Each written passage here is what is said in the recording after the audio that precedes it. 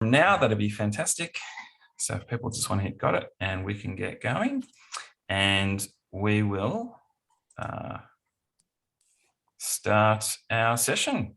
Okay, so relational leadership, George Otero, and joined today by leaders from New Mexico as well, joined by Melanie Blue. I hope I pronounced that correct, Melanie. I didn't actually ask you for the correct pronunciation. Maybe Blair, B-L-E-A? Blay. Thank you. Third time. Blair. Brilliant. Blair. Thank you, Melanie. And Tracy Felice. Apologies. Apologies to interrupt, Nick. It did look absolutely fine at the point that I put my thumb up, so I wasn't lying to you. But I don't know about anyone else, but I can no longer see the slides. Yeah. No problem. Now says, how's that? Oh, there, you're back. You're back. Okay, thank you very much. So today will be the second session in our relational leadership pieces, where we are really learning a bit more about this topic from George, and very much in conversation today as well. So in terms of getting started, as always, we would like to begin by acknowledging and paying our respects to the traditional custodians of the different lands on which we're gathered today. And we would like to pay our respects to their elders, past, present, and emerging, and acknowledge any Aboriginal and Torres Strait Islander people who might be with us here today. And we would also like to accept the invitation in the Uluru Statement from the Heart to walk together with Aboriginal and Torres Strait Islander people in a movement of the Australian people for a better future. So first up, Jodie, I'm going to throw to you just to talk a little bit to our socials. As we mentioned in the last session, we've got brand new socials and a whole new brand, which is very exciting. So Jodie, if you want to just come off mute and speak to these for a second, that'd be great.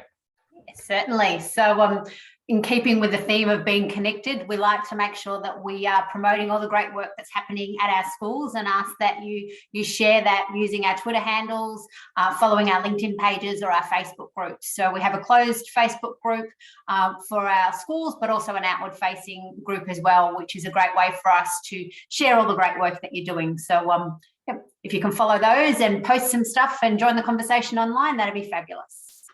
Back to you, Nick. In terms of the YouTube group, which we haven't actually got up there, but is a new piece as well, that's a space that's good to check out. And please subscribe. And there's a slightly awkward screenshot of me chatting with George last time. So we have got the full first session up on YouTube. And if you missed that, please do jump on and have a look. And thank you. We've just shared the link to that in the chat. So feel free to check that out and catch up on what we chatted about. And it was a really great session to get us going on this particular topic.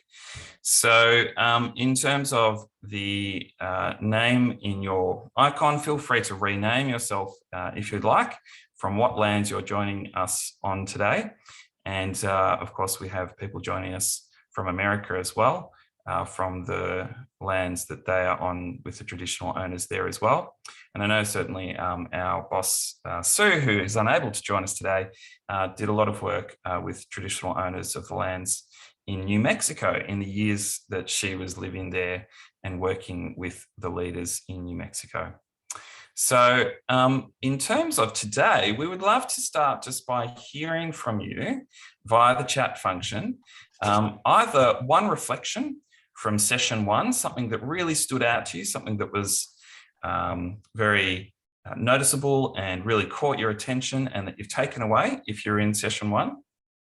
Or if you are unable to be in session one, a burning question on the topic that comes from the session outline, something that is very real and present for you right now, perhaps about relational leadership and how that plays out in the context you're in.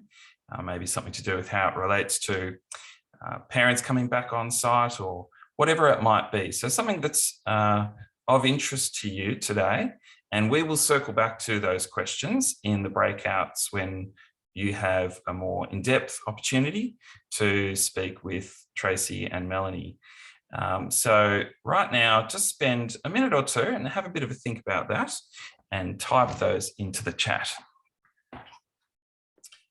So I can see we've got a few things coming through. And as Erin posted, don't forget, for anyone who is a current school, that all of the opportunities will be available under the bespoke events on the platform, and all of the resources from last session and from this session will be there as well. Okay, great. There's a good question from Athena, that idea of working with, not doing to. So feel free to keep on dropping those ideas and questions into the chat. Just give you another minute to do that before we move on. George, what's your number one reflection from session one? I think it was that sense of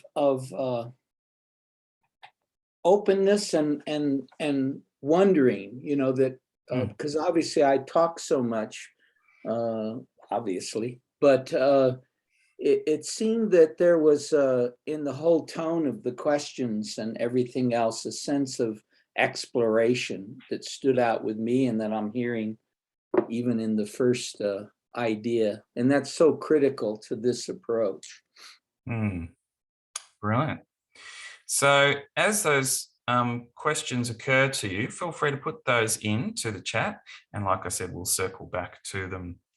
So one of the key thing is that the readings that were shared with you prior to this session, there were 3 readings, and those readings will be unpacked in a conversational manner by George today, particularly readings 2 and 3. Now, if for some reason you haven't had a chance to have a look at those, we're going to drop a link to those in the chat right now. And again, just pointing anyone who has access to the digital collaboration platform, they are available there. And if for some reason you haven't, then you can have a look at the link that Shirley has just dropped in any moment now into the chat. There we go. There's number 1. So there's 3 of them. And the first one is the framing. And then numbers 2 and 3 reflect the mindsets and the practices that George has spoken to and will speak to a little more today. Okay, so moving along.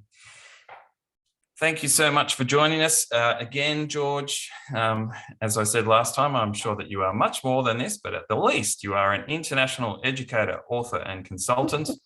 And George leads the Center for Relational Learning in New Mexico, and there is the website there.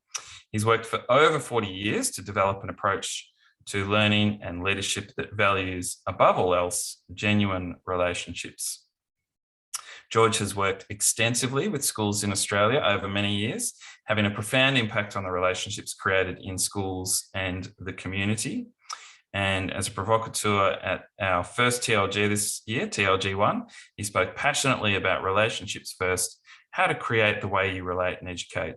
And attendees commented that this was a really great session. So we're really thankful to have George back for these couple of sessions.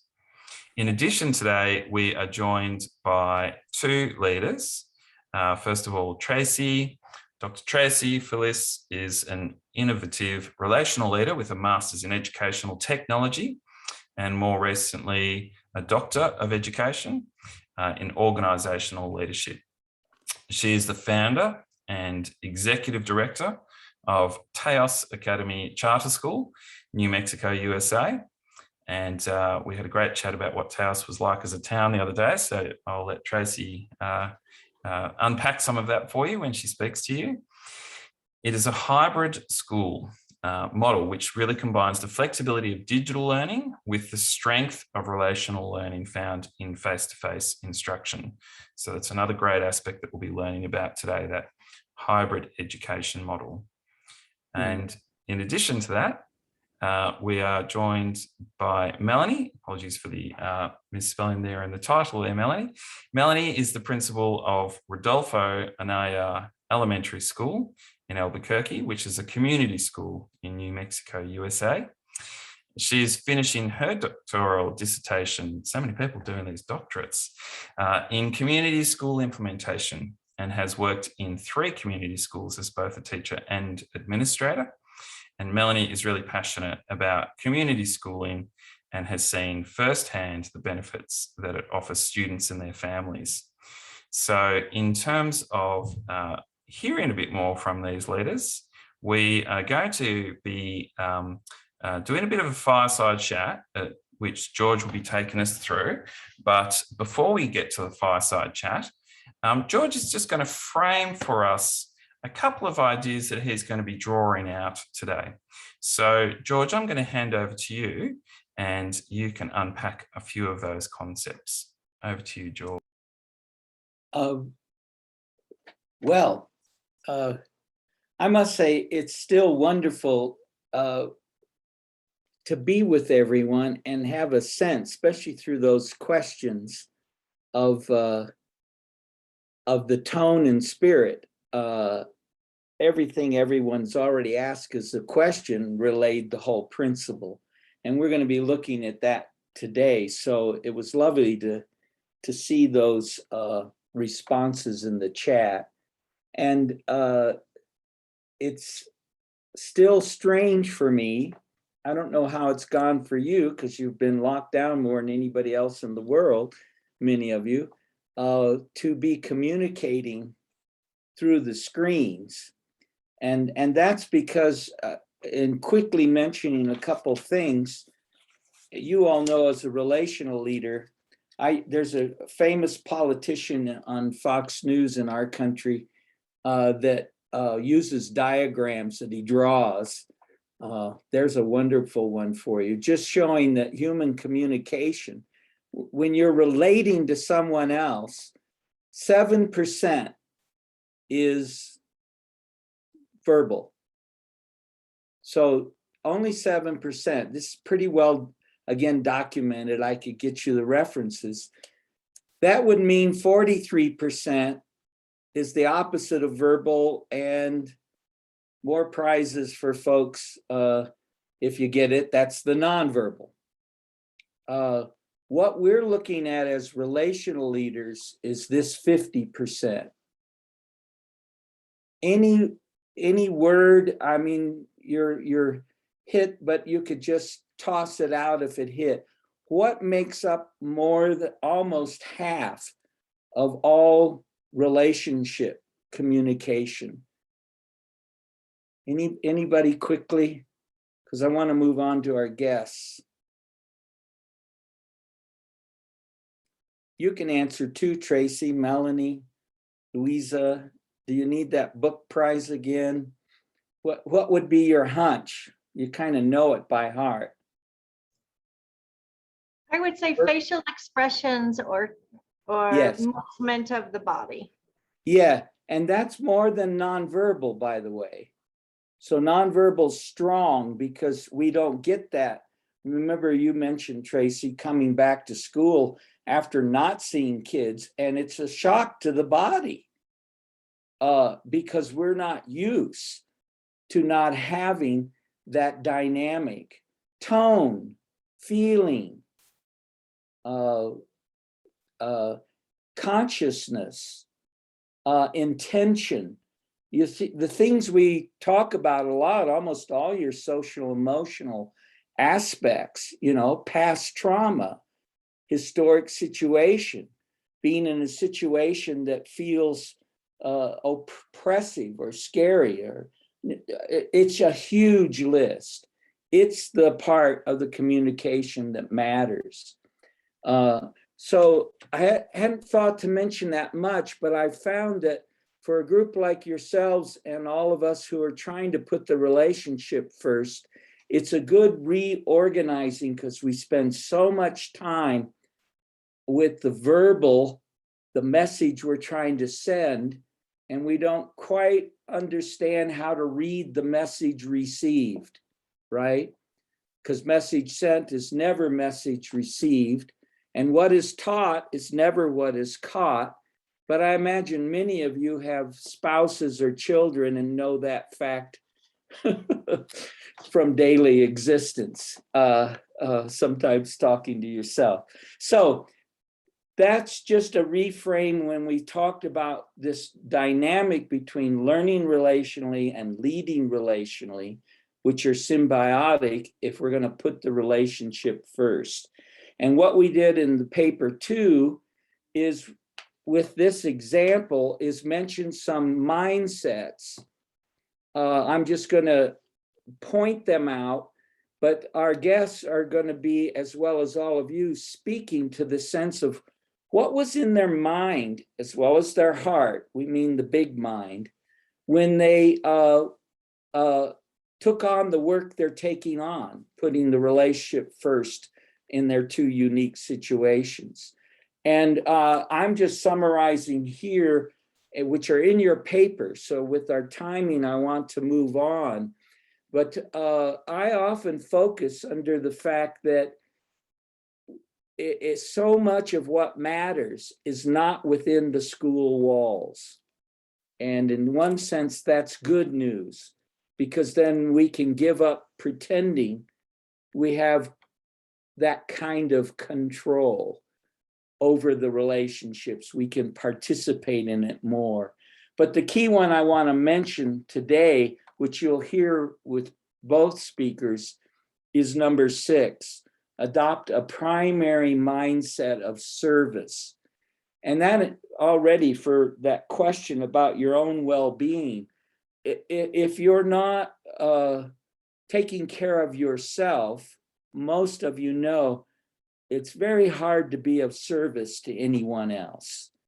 And the second point is that the relational leader understands they serve the relationships that are already exist in this amazing community you're a part of. You serve the relationships, not the people, not the particular aspect you want. To be a relational leader, you've got to serve the relationships because they do the work. More on that later. And so we're looking at what the mindset challenges we face every day with that question of, how do I focus on the relationships and still tick the boxes? How do I be please everyone when I can't please them? How do I inspire people when I'm down or they're no longer wanting to be inspired? You could list 100 of these kind of dilemmas or predicaments that challenge our mindset. Why are we doing this and what are we doing? And that leads to the second part. So when your mindset is clear and it's based on the building and supporting relationships and service, then there are a number of practices, and these are all written more lengthy, but that's our theme for today: the mindset and practices of your fellow educators here in New Mexico, which I'm so much looking forward to. And there in the handout you have, the one I would highly recommend for your own well-being on that one question is number 1. So the relational intelligence test, which is in your handout, simply says, no matter what you're doing well, there's always a way to move into more learning with others. So you'll have to go back and look at that, but you'll love that test. Put it under your pillow. Don't go back and revisit it. It just says, even though I'm communicating well with my staff, who is one person I could communicate a little better with? And you don't have to, but do you see what I mean? It stretches you into being connected, into exploring that relationship. And we're going to be exploring the practices of your fellow educators here in New Mexico in just a moment. They will reflect many of these, especially number 2, activating well-being. So those are the 2 themes we're here for today. We're looking at mindsets and then the practices that support that. Those were the 2 papers you have, and they're there, and they're worth a much fuller discussion. But what we want to do now is move into the exchange, because this session is about building a relationship through exchange. Relational leaders are interested in their own ideas, but they're interested in other ideas. If you have an idea and I have an idea and we exchange these ideas, then we'll each have two ideas. Elementary math, George Bernard Shaw. Exchange and conversation is the heart of relational leadership. And that's luckily how this wonderful session, even though we're not face-to-face, is structured. So we want to begin that exchange, because we're living out relational leadership. Whenever we're exchanging, noticing, reflecting, doing it with, not to, as one of the questions said. It's done through conversations much more than meetings. So let's begin that conversation. Brilliant. So now we might spotlight Tracy and Melanie as well. And George, I'll hand over to you to continue doing a bit of an intro and getting the conversation going. Well, and I can see we're a little bit behind. So I'm going to jump in. I know these lovely women and relational leaders quite well. Every time we bring a group from Australia and I get to visit them, I count it like my lucky day, which is what a way to be a consultant. And their responsiveness to be part of that always indicates that. So this fireside chat real quick is that one passion or purpose that takes you where you are now. What's so important to you about the work you're doing now as an educator? Either of you could kick off. So I'll go ahead and start. As mentioned earlier, Taos Academy, I'm the executive director of Taos Academy. And I actually developed this school, wrote the charter, and now have implemented the ideas of the charter. But the first question that we said as we were developing was, what is it that a Taos Academy graduate? So our students are from 5th grade to 12th grade. And when they graduate, what is it that we want them to be able to do? And how can we, that's how we started writing. And what we came up with was we knew that students needed to be a part of 21st century learning skills and be ready to graduate. And we really were looking at community involvement and leadership as well. And how we fit that all together was looking at what students needed. What do they need to get there? And the word empowerment, so building relationships through empowerment of students, is really what this school does for students. It empowers students to learn for themselves and to know who they are as learners. And that's how we build our relationships with them and them to each other as well. So that's kind of how we got started. And I'll stop there. Well, there's so much more to hear. I can see people writing and forming questions, and yeah, this really needs to be a follow-up. When you all come visit, we'll have a jar of margaritas to go with it and do the follow-up properly, get that other 50% working, you know, the lively part. Melanie, a sense of you, and as you can see, you can quickly introduce yourself. I know we're moving quickly, but who are you here? What are you about?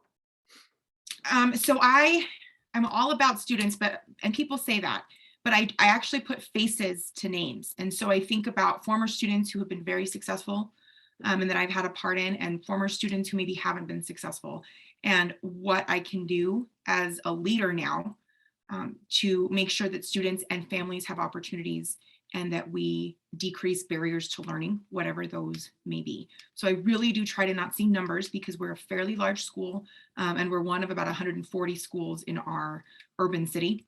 So it's easy to get lost if you don't have faces and stories and names to the decisions and the work that you're doing. And so that is one way. It's kind of a taste of how you, what we're going to get into later about keeping the relationship first, is making sure that you're making decisions based on people and on the needs of your students and their families. And the last thing I'll mention, and then we'll stop, is asset language, people first language. So students who speak a different language other than English, or students who this might be their third school, for example. It's always talking about the student first and what they bring, not what they don't bring or what they can't do, but what they bring, because then you already have a commonality and you can start somewhere positive with that individual, that family, with that teacher, and you can move from there. Would you just share with that, Melanie, because it's such a wonderful metaphor, your schools, what do you call them? Our school mascot. Your school mascot. You all love this story. We are the jackalopes, which is, it's a mythical creature. It's almost like a rabbit or a bunny with horns like a deer. And I am the second principal of this school. The founding principal wanted that mascot because it's a mythical creature who has magical powers.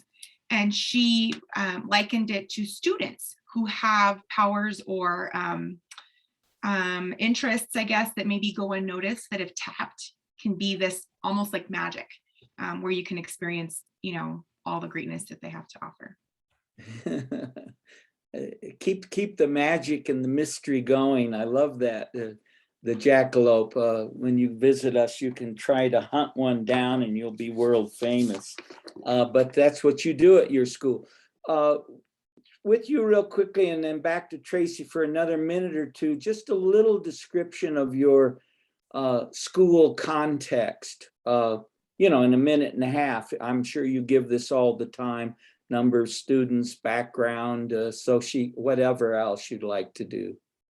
There are about 700 students. There I am, see? Oh yeah, this is Melanie. There we go. That's one of my former students that I try to remember and put a face to the name too, but we really focus on the whole child, obviously, and the fact that we can't do it alone. I think we shoulder a lot of the burden as leaders, that we feel the responsibility. People come to us for answers, whether it's staff, students, parents. We're supposed to know, and we're supposed to have the right answer. And I think that goes back to the well-being question, is we may not always have the answer. And it's okay when you have this two-way exchange that George was just discussing. You can have a two-way discussion and say, I haven't thought about that, or I'm not entirely sure. Let's think about it. So we cannot do it alone as leaders, and then as educators in the school system, we cannot do it alone either. The core values, or just kind of what brings me back to our students, is that everybody can learn. And the second bullet really hits to a question in the chat, is that all stakeholders need to feel a part of the school, connected to the school environment in some way. And again, you see my asset language, but quickly, we're about 700 students, pre-K through 5th grade. We pride ourselves on being a dual language school. So some of our students receive education in Spanish half the day, and some of them receive education in English the other half of the day. And we just started our pre-K program. I could go on and on, but really we're located in a growing area of the city, where a lot of our population, I like to refer to them as diverse. They just bring a wealth of knowledge and culture with them to school every day, along with their families. Wouldn't you say, Melanie, think of, at least my travels, just a tad smaller than an Adelaide. Albuquerque's about like an Adelaide, same with colors, and near 800,000 people that she works in. Now, Tracy, we go north to Taos, a very famous city. Volkswagen has just named their new model after Taos, Tracy. So you must be famous for something out there. My old hometown.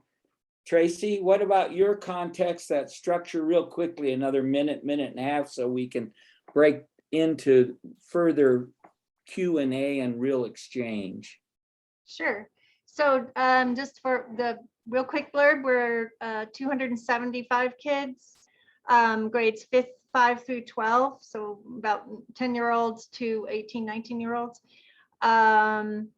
We are a blended learning or hybrid school, meaning that half of our curriculum is delivered digitally and half of our curriculum is delivered face-to-face. So that's that. We bring that relational piece in with the strength of a digital curriculum. Let's see what else. The days. Well, they're there. I think you want to mention the schedule. That's a mind blower. Okay. So how that works is that the high school students who are 9th through 12th grade are required to come 2 days a week, and the middle school students, grades 5 through 8, are required to come the other 2 days. They can come all 4 days if they choose to, but the face-to-face academic instruction is given on the 2 days they're required to be there. And then the other 2 is for tutoring, extra support, elective classes, more enrichment, using Melanie's whole child. We are definitely a whole child school. And so whatever students need, we get for them.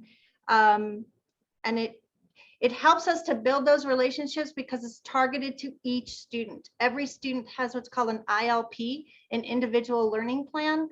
And that individual learning plan is delivered both digitally and then face-to-face on our campus.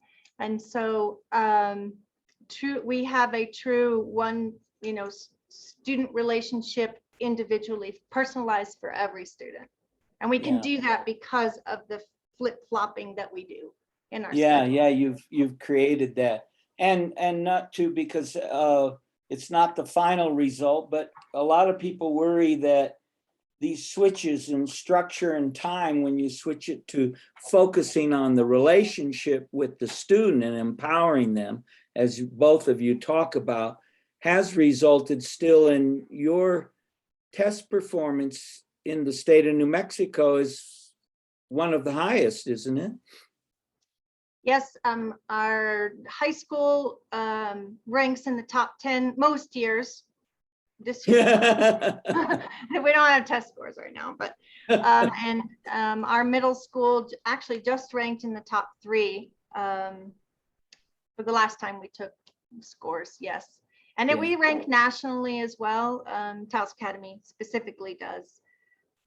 I wanted to do one more comment from you, Melanie, about this, because the reason we do this is because of its impact. Back to those of you who've looked at the handouts, what we're trying to do is increase everybody's joy and satisfaction while at the same time increasing everybody's impact or performance. And it comes through these steps. I thought the thing you mentioned the other day, Melanie, was quite impressive, because you guys have faced COVID too, which they can ask more about in that. And with people wanting to come back to school, can you mention the fact that people develop a feeling of ownership and belonging at your school that you're pretty proud of in a way? Well, yeah, I mean, they want to be at school. And I mean, the kids ask for after school programs. They ask for they just ask for different things to try to extend their time. Staff volunteer their time. I try to pay them, but they will volunteer their time to put on events for our students and their families. Pre-COVID, we did a sweetheart dance. So they're trying to find some way to do that. They're just being as creative as possible and allowing them, giving them permission to come up with ways that they feel they can connect. The relational leadership it trickles down. It's with you and your students, with you and your staff, the staff and the students. So there's different dynamics. And so just giving all the stakeholders permission to brainstorm and think about what would make them feel like they're a part of our school, even though we have all the COVID safe practices. Yeah, that's great to hear. And you mentioned that people reapplying or who may have left, they want to still come back to that school. That's where they feel they belong. And so those would be, as we're all talking, what are the real indicators that a relationship's first approach is working, is worth it? Thank you both for that and a little quick introduction, but I want to make sure we have the breakouts, and we'll do those, Nick and Shirley, 20 minutes each, so people can really talk, and then we'll just shorten the little summary part. So Perfect. thanks for the introduction. You guys look wonderful there. Look at here we go for further question and answer. That sounds great. Thanks so much, George. And just one question from me to you, Tracy, before we jump in there is you said something earlier about what it was like for you energy-wise after that first week of students back on site. I'd love you just to share that with everyone as a primer just before we go into this breakout session. Tracy? Great. Yeah, in conversation, I heard that you guys were returning back to full capacity. And of course, we did that as well this past August. We had sort of entrance last year, but not really. And I just want to validate, because I had to validate that for myself, for myself and for my staff, and to validate that your exhaustion is real. And you know, I felt it too. I didn't realize that, you know, for a year and a half, I didn't have the constant input. And so I got kind of used to that. And when I stepped back in to 270 kids and 32 staff members, I was like a train had hit me, and everybody felt like that. It was just overwhelming, the input of information. I had no idea that that's what I did prior to COVID. It just was natural to me prior to COVID. But when it hit me coming back, it was complete overwhelm. And I had to sort of put on the brakes and go, whoa, I need some time myself to reintegrate. So I'm just honoring that and saying, if that's where you are, please recognize it and validate it for you and your staff and your kids. It's huge stepping back in. Yeah, great. Thank you so much, Tracy. That's great. So look, we're going to have some time in breakouts now, and George, we'll split down the middle. I'll say 18 minutes times 2, so that we can have a bit of time for you to sum up at the end. And you'll have an opportunity now. There'll be 5 or 6 leaders in each of these sessions with either Tracy or Melanie, and then we'll be swapping over. So this is a really great opportunity for you to bring your questions and your chat and the things that are relevant for you in your context to find out more about how that resonates with the contexts that Tracy and Melanie are coming from, and hearing a bit more about their context as well. So Shirley, if we're ready to go to breakouts, we will do that now. And as you see those pop up, everyone, if you just wanted to accept those and to go into them, that would be great. For the Ingleburn crew on the line, FYI, we're going to try and split you up because there's 4 of you, so there will be 2 and 2, hopefully. Okay, so we're going to join those rooms now. See you shortly back in the main room.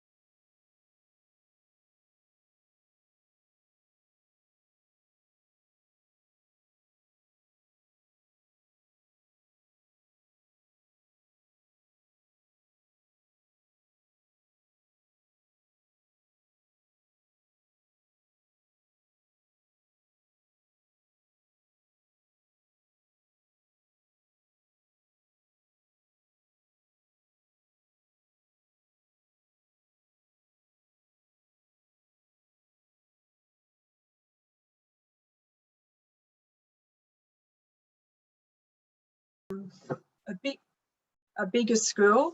There's nearly 700 students in the school. I've only been at the school for just over 12 months, so I'm still sort of finding my feet. I'm part of the executive team, but they've been following the social ventures for a lot longer than I have. So I'm just all about finding out some new stuff and some more things and trying to do things a little bit better all the time. Great. And I really like the idea of the community school. I've worked at quite a few schools, and some of them really, really need that community connection to function. So I'm really interested to find out a little bit more about that. Great. Got the question going. Athena? Hi there, I'm at Ingleburn High School in southwestern Sydney.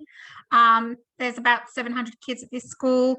My role is head teacher learning and support. So my faculty assists and supports students who aren't quite where they need to be in terms of literacy and numeracy.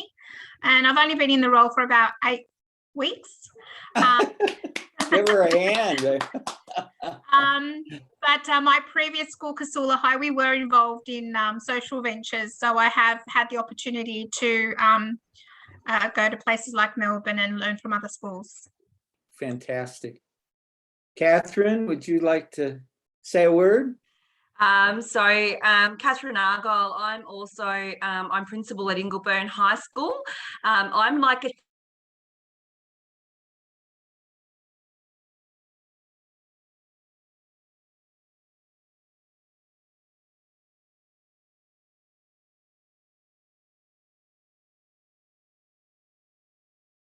also has been empowering for us is to follow that community schools, which are, you'll hear about from the other presenter more, but that community schools really looking at building that relationship out to your community, your parents, your students, your teachers, and really empowering them to be part of the discussion.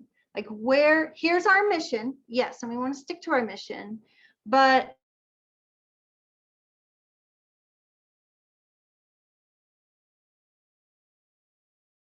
is so important. And like, I know Anne and I worked together over 20 years ago, and that was again a community project linking the primary school with the high school back then. And so, you know, you've got leaders obviously in this group that really care about community, because in our schools we really need to build those relationships with our community to get anywhere. If we don't have positive relationships with them, we just don't get as far as we need to with our programs as well, so, for the kids.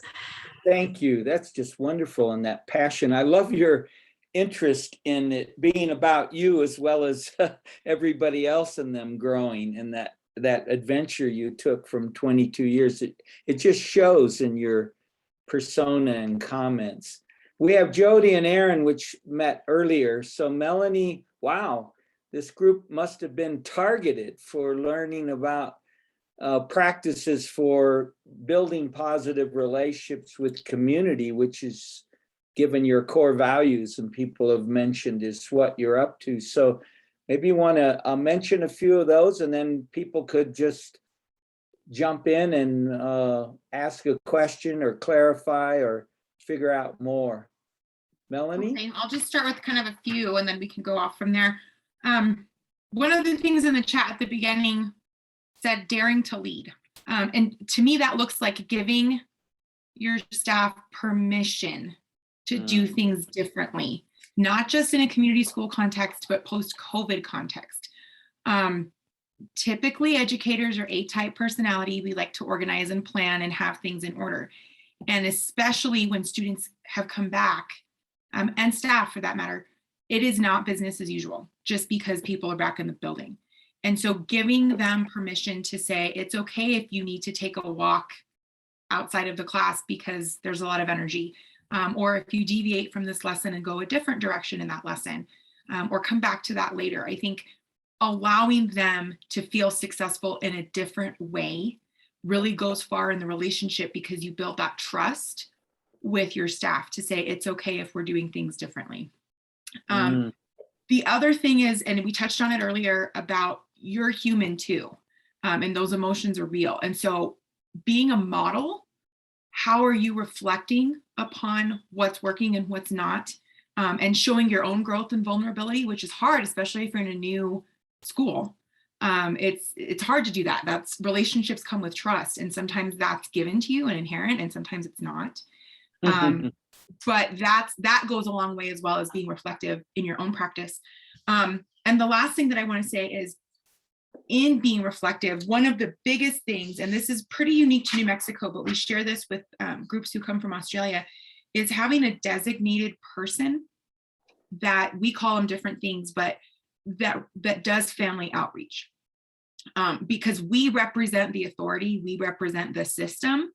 And so if you're talking about wanting to help families with things like food insecurity or rent assistance, or, you know, some of the vulnerable things in life, they may not want to come talk to you because you represent something different.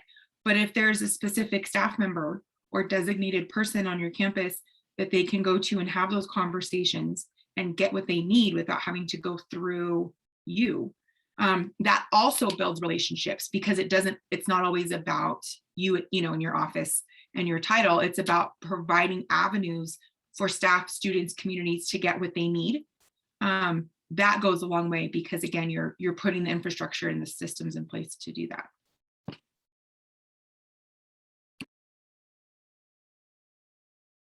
I muted myself, Melanie. Wow, you just have such a sensibility and a response to people. I think people are hearing that, and that tone you said about just your own reflective stance. It doesn't seem, what helped you not tell people what to do, but work with them, as one of the questions said? What inspired you to know it was with them and not at them that you needed to be operating? I've done both. That's and you learn very quickly that your job and your title comes with some authority, and some, you know, people are going to do what you ask them to do because you're their supervisor. But in order for them to be committed, commitment versus compliance, it has to be part of their idea. They have to have input. You know, people will do what I say because, again, you know, I'm their supervisor, but in order for them to commit to what we're doing and the change, they need to know the why. They need to be able to express their ideas in an open, safe way. And they need to be able to have input as to how this is rolled out. Because in the end, and this is where I struggle, I think, upon reflection, you can set up the best systems, but if they don't outlive you as a leader, then you were a great leader, but the infrastructure is not there, and that community is always going to be there. So I think for me, it was just realizing that I wanted commitment, not compliance from people. Yeah. And what the group were asking questions about, maybe some of those structures, relational structures you have that community schools are noted for, that the group could explore further with you, because it's quite a body of work. From what is that besides a coordinator to do it? There are other roles, there are other ways people meet, there are other things you do that build a structure of working, co-creating the school together. One of the easiest things to do, and the thing I did my first week in the current position that I'm at, it's called Cafecito con Directora, which is my Spanish, coffee with the principal. You can make it whatever that looks like to you in Australia, but it's basically a time pre-COVID, again, where we made coffee and had cookies or Danish, whatever, and people came and we just had a conversation. There really wasn't a meeting agenda. Sometimes you have topics you want to discuss, but they'll tell me, you know, the parking lot at dismissal is awful, or my child just does not understand his homework. And so it's a place where you don't have any formalities, people just come and have a conversation. And as you build relationships, or again, people start trusting you, then you can have conversations about, well, we received this funding or this grant money, and we're thinking about after school programs. You know, what do you think? Can we fund that? Do you know someone who could help with snacks after school? Or maybe we can go on a field trip, an experiential learning trip to an area, a store nearby that the community can help us with. And so the parents, again, become invested and say, oh, that's cool. I see my student benefiting from this. That was one of the first things I did, and that happens on a regular basis. Now, post-COVID, it's been really difficult to get people to come because it, for obvious reasons. But I connected with them right away, and attendance goes up and down. Again, it depends on if there's hot button issues or if people can attend. Some people can't, but you can have it recorded. You can offer different things for people. But I would suggest having a regular meeting that takes away the formality of people having to request help or request access to you or your leadership team. Yeah, well said. Cafecito. If you take a moment, we have two folks from the team, which has been honored today. At SVA is something, you guys, Aaron and Jody, Shirley. Did you notice something with the 4.5 minutes that you wanted to share or point out, or anyone else in the group? But I thought I'd give Aaron and Jody a chance to explore something with Melanie, if you like. No, I'd love to pass my chance to one of the leaders. Great. Yeah, does anyone have any sort of exploratory questions for Melanie? I might ask something. So, Melanie, being I was going to dob you in, Anne, anyway, if you didn't, so. Thanks, Erin. Being a community school, what structures outside of the school do you make deliberate links with? Melanie, you're muted. Sorry, I know. You would think after 1.5 years of doing this that we would stop. You mean like partnerships? Agencies or something, yeah. One of the things is the local college, University of New Mexico. They come and just your local college, they have so many resources, but they also have so many teachers or students, I should say, that need hours, internship hours or volunteer hours. And so they can come in and get some of those hours mutually beneficial. And we can come and get more hands-on, whether it's, people who want to be teachers, or again, people who for whatever reason could benefit from being in a school. So that's one of the big partners is the university. Fantastic. What was the other thing? So your coffee mornings, how many students did you say you had? 700. 700.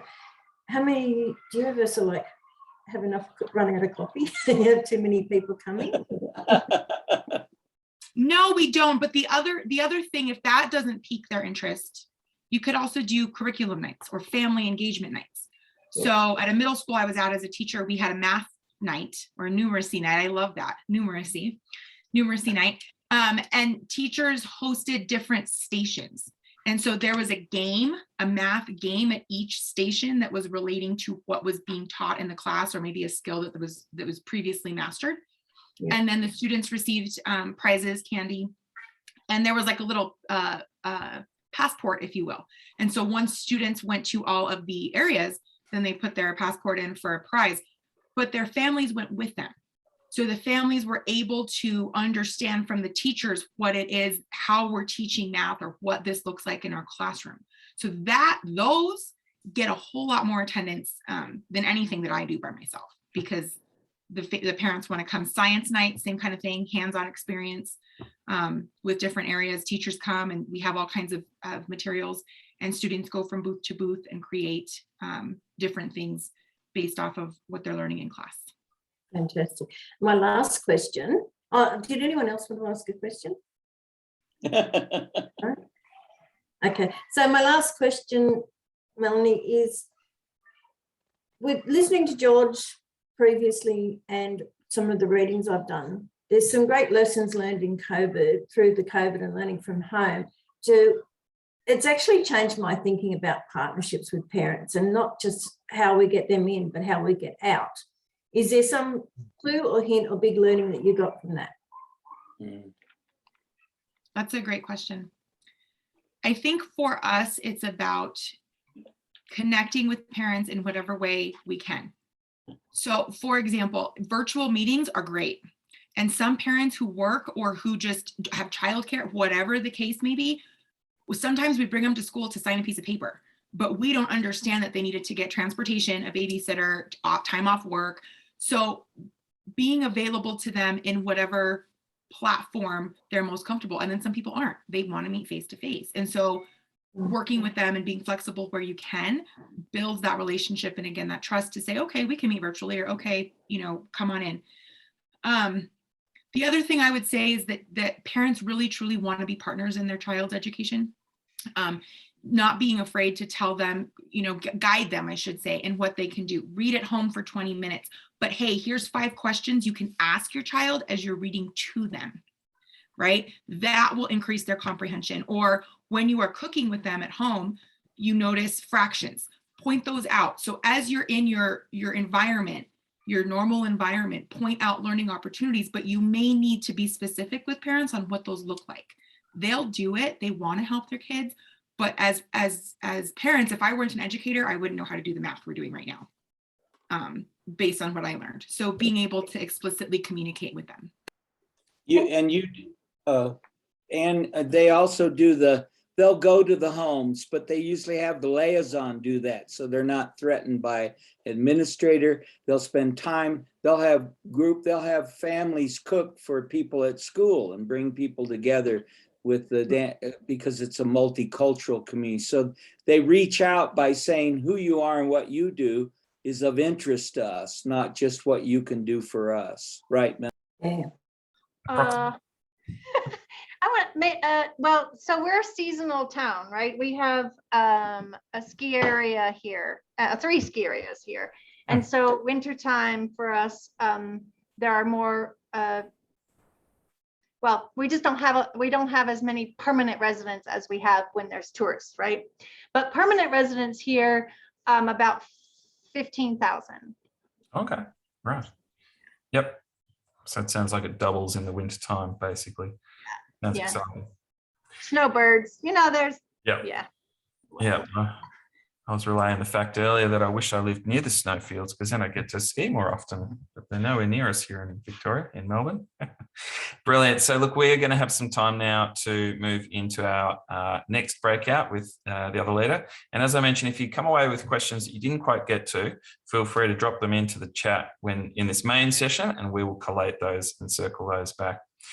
So Shirley, if you want to move us to our other breakouts now, if they're ready, that'd be fantastic. Great first session. Yeah, that was a great first session. Hopefully you've taken something away from that. And George, you're going to have about 5 minutes or so after we finish this one, just to do a bit of a wrap up. Okay. That's perfect. Brilliant. All right. What luck. Here we go. Join in the other session now.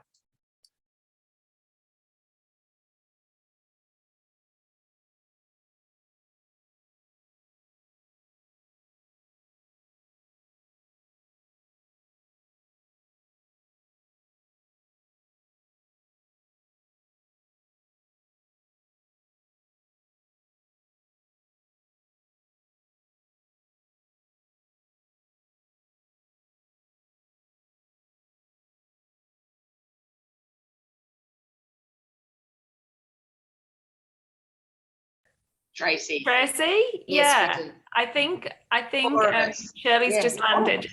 She got the wrong. Yeah, Shirley, if you can hear me, I think we might be in a bit of a muddle because these lovely folks have just spoken to Tracy.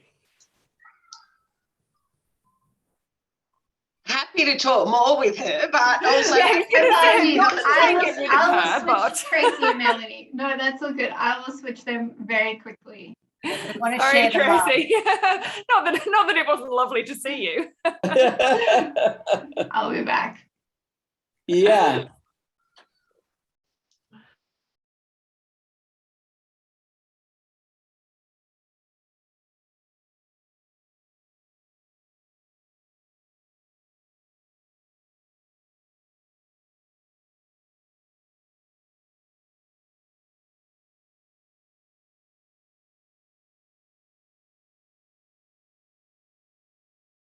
Ourselves to Melanie, and then happy to keep it really informal. I think you're the people with the burning questions, not Jodie and Yes. myself. So yeah, I don't think we should talk as much. But Lisa, you're at the top of my screen. Do you want to just start by saying hi? Hi, obviously Lisa, I'm a relieving head teacher at Ingleburn High School, which is in Southwest Sydney. I work alongside Georgina. Oh, great. Do you want to throw it to somebody else when you've done? Karen? Hi, I'm Karen Parks. I'm the instructional leader at Barrack Heights Public School. We have an enrolment of around 200 students, and I'm an hour and a half south of Sydney on the coast. Oh, thanks. Throw it along, Karen. Sorry, I'm going to throw to Louise. Thanks, Karen. Hi, I'm Louise, principal of Granville East Primary School in Sydney, in Western Sydney, and we've got about 300 students from kindergarten to year 6. Oh, great. And I will throw to Natalie, who is my colleague 15 minutes down the road. Thanks, Louise. Hi, I'm Natalie C., principal at Hilltop Road Public School in Marylands. As Louise said, just 15 minutes down the road. We have the same K to 6 students, and we have about 800 students here at Hilltop. Wow. Wow. And I think that just leaves you, Georgina. And we know where you're from, but say hi anyway. Hi, I'm Georgina from Ingleburn. I also work alongside Lisa. We're from Southwest Sydney, and we have approximately 680 students here at Ingleburn from 7 to 12. Oh, a secondary. Yeah. Wow. Great. Yeah, so we've got two, well, one secondary, 2 people, 2 very large Western Sydney primary schools, and 1 a little bit more regional and a bit smaller coastal primary school as well. Do you guys have questions already for Melanie that you'd like to kick us off with? I've got one, if that's okay. And it's not really a burning question, but a tell me more, Melanie. I really am taken with your asset-focused language, and it's something I've been trying to work hard on. I'm just wondering, how did you change that mind shift, the culture with staff and students and community to really bring out that asset-rich, strengths-based diversity of the community? Great question. And I'm definitely not, we're not there. I think it's always a work in progress. So I don't want to give off the impression that that's where we are, but we try. One of the things, 2 areas. One of them is I come from a background of special education. And so you always put the person first and then the disability. So that is, we practice that there. The other thing is having kind of a growth mindset. That's a really big buzzword, is just having a growth mindset. So when you think about that, if you have a growth mindset and you want to put people before any other descriptor that they have, then you want to say, I have a 3rd grade student who enjoys race cars, let's say, okay? Start there. And then you can say, this student is not on grade level because they aren't able to decode words at a 3rd grade level, but he likes race cars. So can we find a book, or can we find an author that we can connect this student with to at least pique an interest, and then go from there? So, when teachers come or other educators, other principals, and they say, I'm not sure what to do about XYZ problem, you can say, well, what are their strengths? And if they don't know, okay, then you don't know. You may want to start there. And that also builds relationships. So it's just constantly modeling. I have to remind myself to do it all the time, because we can get in a negative headspace about, having a negative interaction with the person, or them coming with a reputation of whatever negativity they come with. And so you have to find the bright spot, something you can build from, because again, then you have the commonality of, okay, the student can do this, so let's use that to work with them. Same thing with agencies. They're not going to provide everything for you, but what can they do? Can they attend our meeting? They may not be able to fund a project. That's okay. Can they come to a meeting? Can they give us insight and their expertise and their objective lens? And so it's really just finding what people can do and just modeling constantly, because it's really easy to go the other direction. They're very good examples. Wow. Thank you. No, I was fascinated by the asset first language as well, Louise. I think it's so simple in theory, but I was reflecting on whether I thought I did that, and I think the answer was probably truthfully no. And it's interesting, Melanie, you say you come from a special ed background, because I have an executive teacher who's done her Masters of Inclusive Ed, and she really just naturally leads the way. I think our exec team do it really well, but yeah, I just wondered kind of how you spread that, whether, like, is it an actual norm in your school that we use this asset-based language? No, but I like that idea. And probably see, this is two-way, and I'm probably going to take that. That's really good. What I have noticed, and you all, I'm sure, in the 2 days or 3 days you've been back in school, is that the stress level is really high, and it's very, just like was said earlier, it's really easy to go the other way. And so that's an easy way to say, well, what does a student like to do? Or if a teacher comes to you, what brings you joy? What do you like to do, right? And what are you good at? Because everyone is good at something.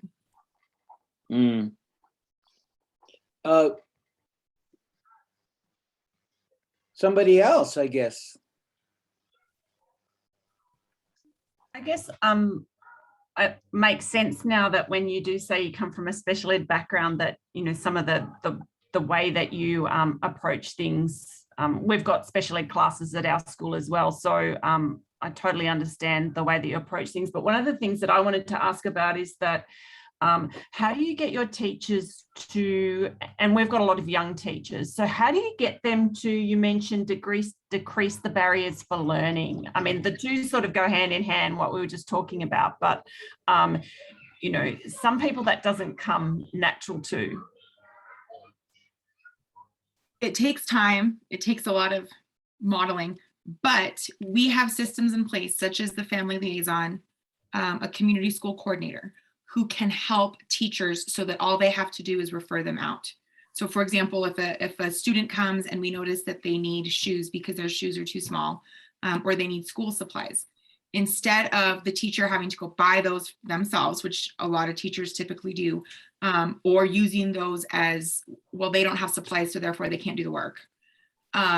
They just refer them out, and through our partnerships, we're able to provide those for them. So teachers are the front lines. And if you kind of communicate to them that we need your help in identifying individuals or situations that may need help, but then you can farm them out to us, then you can still focus on the teaching and learning. Because I think what happens is teachers, and I did, get overwhelmed, and you can get bombarded in things you can't control or you feel like you have to fix by yourself. And so if you have a system in place where, I know this family's struggling, I'm not sure what's going on, liaison, here's the contact information, can you follow up? I, as a teacher, don't need to know what's going on unless it's impacting my student directly. But if you could just get with them and see if what we can do for them, that'd be great. And so just giving them, again, the permission and the means to focus on teaching and learning, and leaving everything else to other people. That's I've got a sort of system question then, Melanie, just out of interest. How is that something that's funded within schools in the US? Are family liaison officers readily available? Kind of, how do you make that happen? And these schools are relatively metro. Karen's probably, as she said, about an hour and a half away from Sydney, but I also work with some really quite remote schools, and actually finding a person to be that, but even if there was the money, finding a person can be quite difficult. So I'm interested in kind of how do you get one? A good one, please. Those are great questions. It is not, it's funded and it's not. It depends on where you put your priorities. And this is going to sound really weird, but as you look at your budget, you do have to make community interfacing a priority in your budget. It doesn't mean you sacrifice a teacher, but it may mean you sacrifice a PD, a professional development session, or I don't know, sending students to a conference out of state. Maybe they just stay in state. You do have to actually prioritize it in your budget. We do a lot of grant funding. There are urban partnerships that we have here in Albuquerque that will help fund that. There is what we call at-risk funds. I'm not sure. I'm sure you all have an equivalent in Australia. I'm not sure what that would be, that are given based on poverty level of students in schools. And so those are all places that you can look. Even if you can come up with some of the funding, maybe not all of it. I've been in situations where I could come up with half. Or I've also been in situations where I fund a person or a position in 3 different areas with grant funding, with some at-risk money, and some operational money. And so just being very creative with what you do and how you do it. There isn't a right answer, but that person makes all the difference. And once you have that person, then you have data after you have a year or even half a year to justify their position. It's much easier to get funding. If you can say, look, this is how many phone calls they fielded, or this is how many dollars they were able to provide our families through helping them with rent assistance or school supplies or whatnot. So they're paying for themselves in essence, but you have to start really small. But it starts with just prioritizing it in your budget, I think, which is hard. That's hard to do. Mm.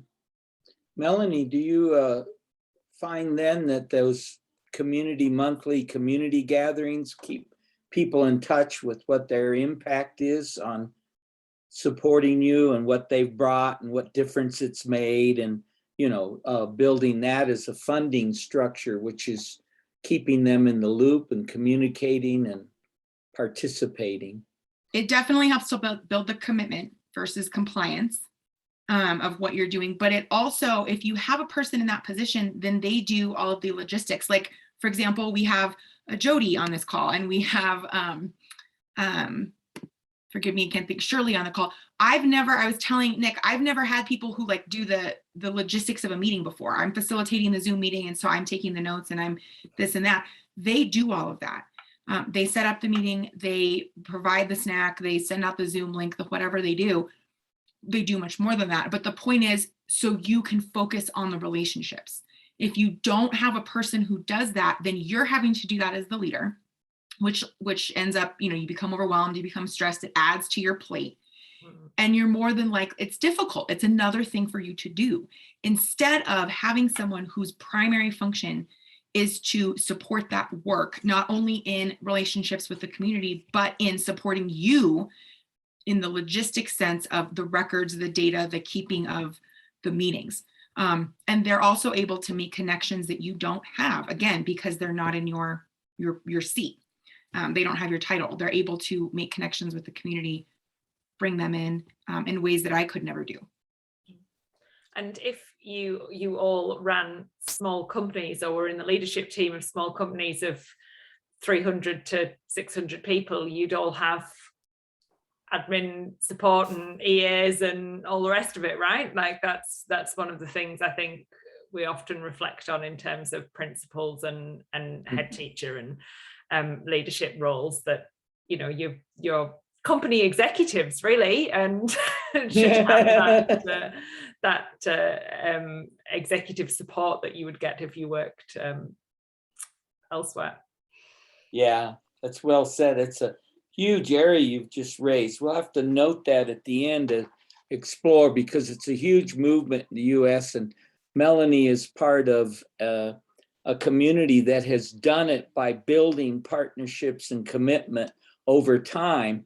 But now also the state is starting to say people need this, and it's becoming law, and it's getting funded, and people are getting money to put this together along with these principles. But it's evolved for Melanie and others because her leaders and others knew we've got to do this together. It's just not going to work otherwise. And the things she's mentioned, that's great. Any other quick question or comment or interest?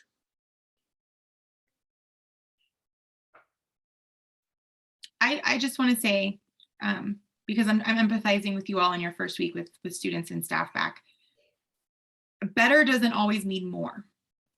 So if one of the things I think it was George that said, can I do this better? Can I communicate better with this person?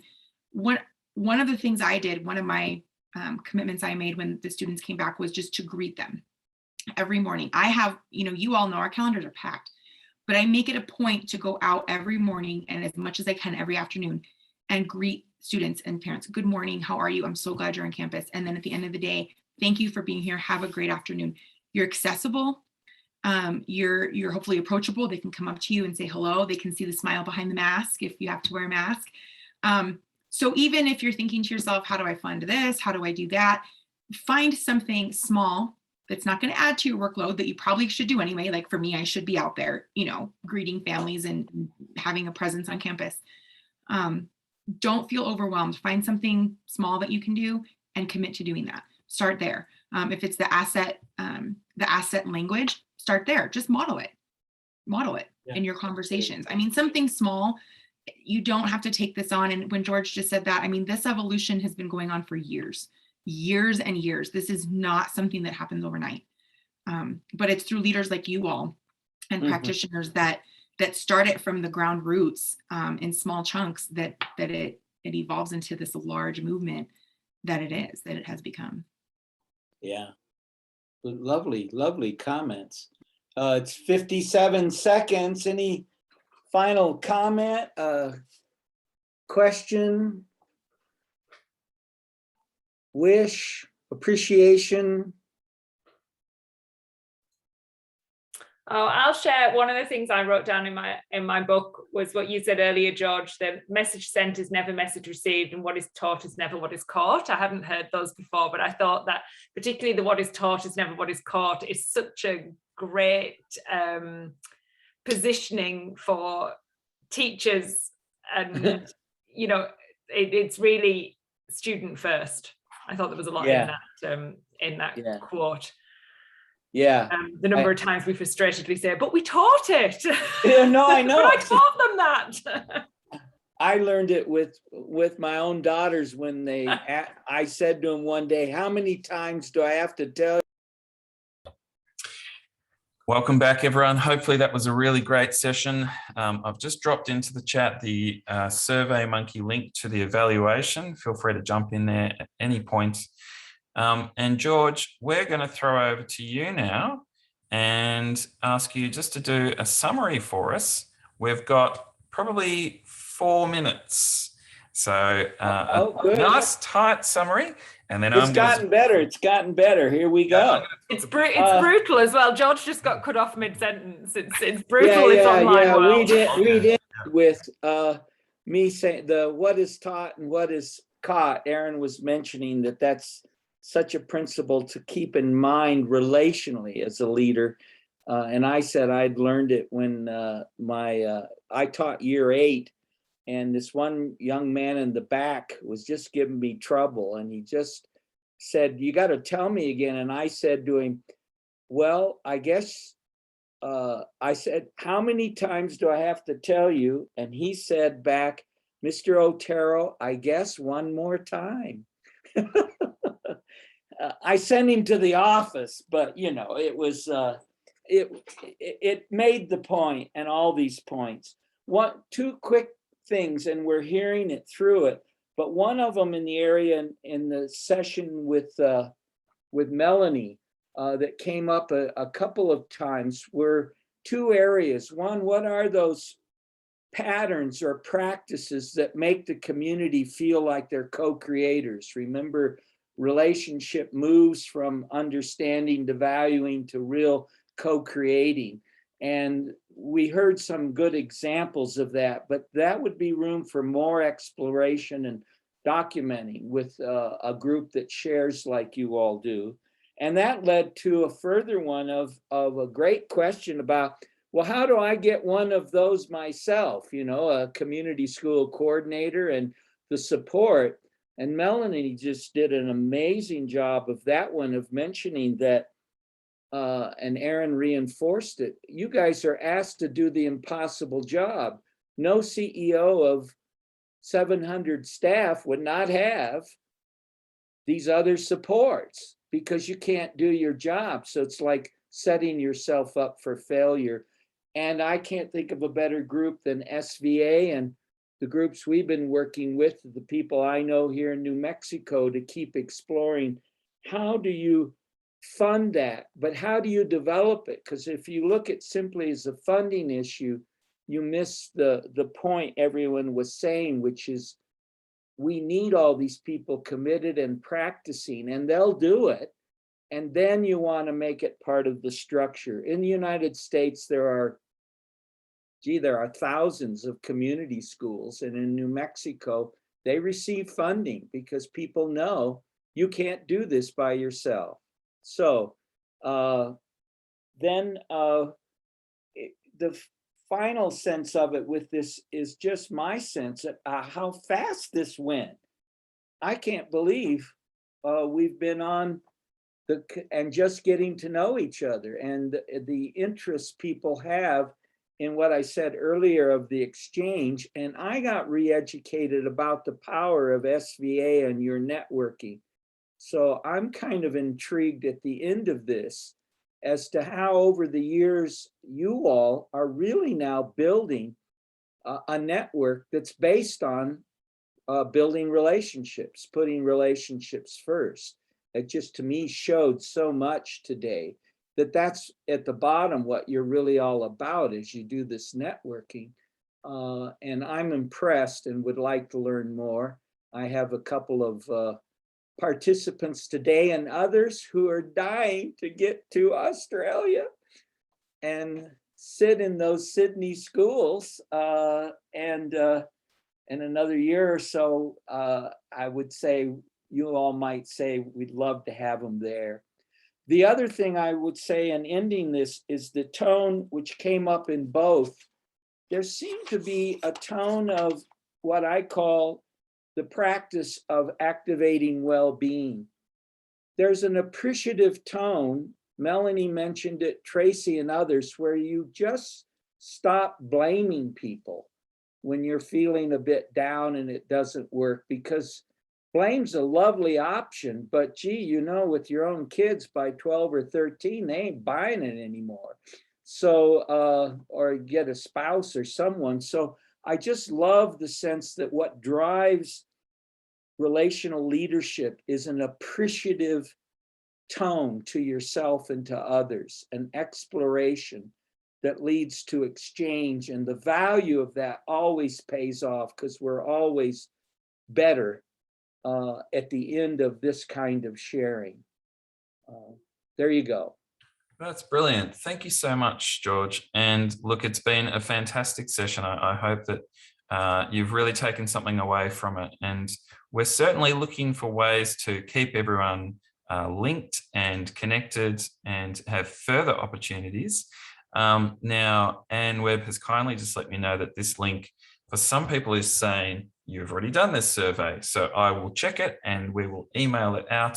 It may be because if you've been in the first session or the Scott ECOT session, it records that you've already done it with those sessions in mind.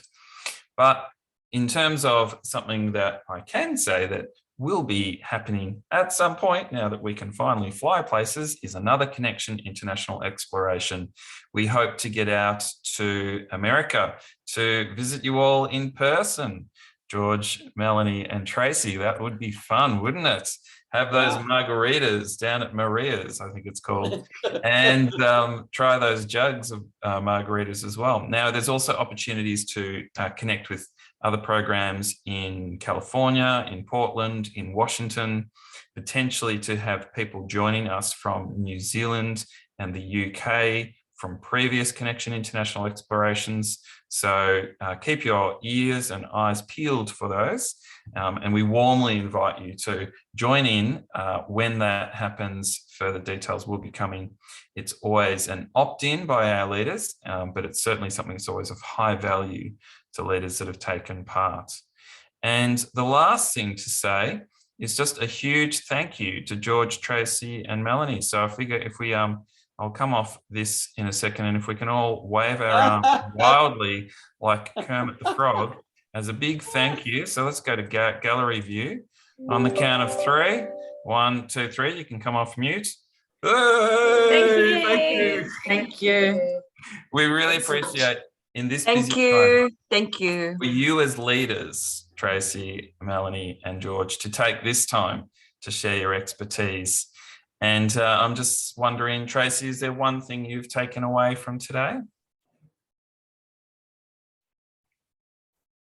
Yes, I want to say I really appreciate the viewpoints from the participants, and I look forward to hearing how they move forward. Fabulous. And Melanie, is there something that you've taken away from today? It's just reiterated that regardless of what part of the world you're in, I think we all face similar struggles, but we all have similar success stories. You know, that we can be oceans and oceans apart, but at the end of the day, we are putting our students first, and we're working really hard to make sure that our school communities are welcoming and do what's best for our students. So it's great to hear that again. Yeah, that's brilliant. Yeah, thank you. George, final word from you.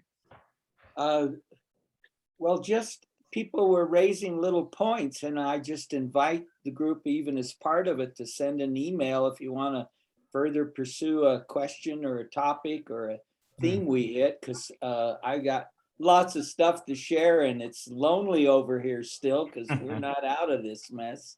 So, and yeah, just as I had already had the chance to say, it's just such a joy to work with you, Nick, and Jody, and Aaron, and Miss Sue today, because she's an old New Mexican at heart, and look forward to her following up with us all, and see you in New Mexico.